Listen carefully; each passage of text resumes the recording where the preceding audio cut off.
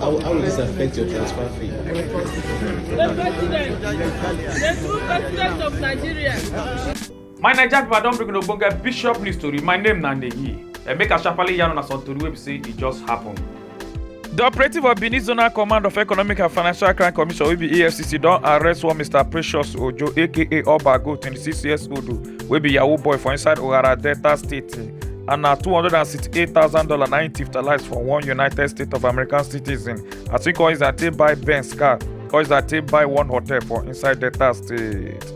The Economic and Financial Crime Commission for inside Lagos State don't catch one man where they dress like woman who you they call cross-dresser. And in the dress like woman, they use the Dutch arrest, say because him be Yahoo boy. And in name na Owoseni Gabriel, 32 years old. They don't catch one Nigerian man wey name be Harrison Chinoso Onyema on Wednesday, May 10, 2023 for inside Thailand after they don't deport him go back Nigeria. Now so he can follow water to enter back inside Thailand. And at the Futek Immigration and Ekoloma Police for inside Thailand, now they catch him for illegal entry.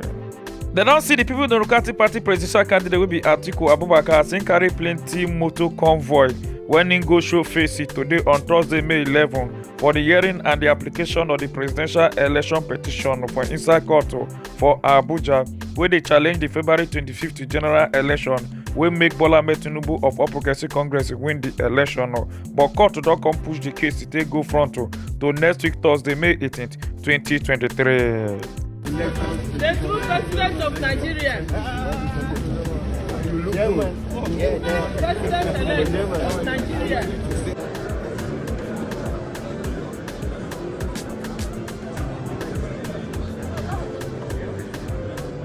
The Anambra Police Squad Akwozo don't recover plenty police and military uniform on Wednesday, May 10, 2023 for kidnappers that camp inside Ifite, Ogbunike for Onyi local government area of Anambra State.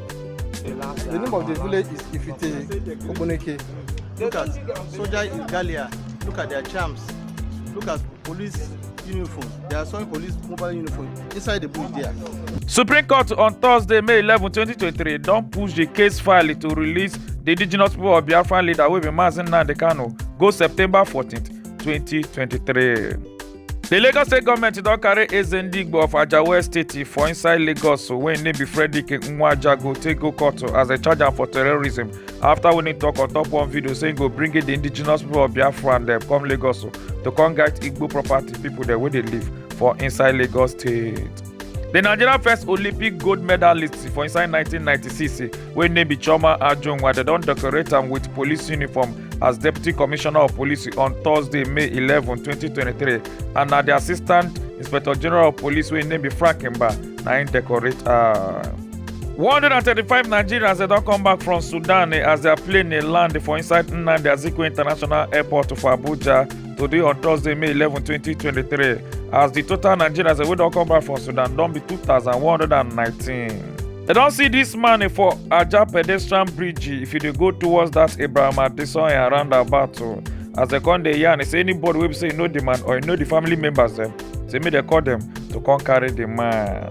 Yes, now Bishop News O'Clock. My name is Nandehi. Make una enjoy your day.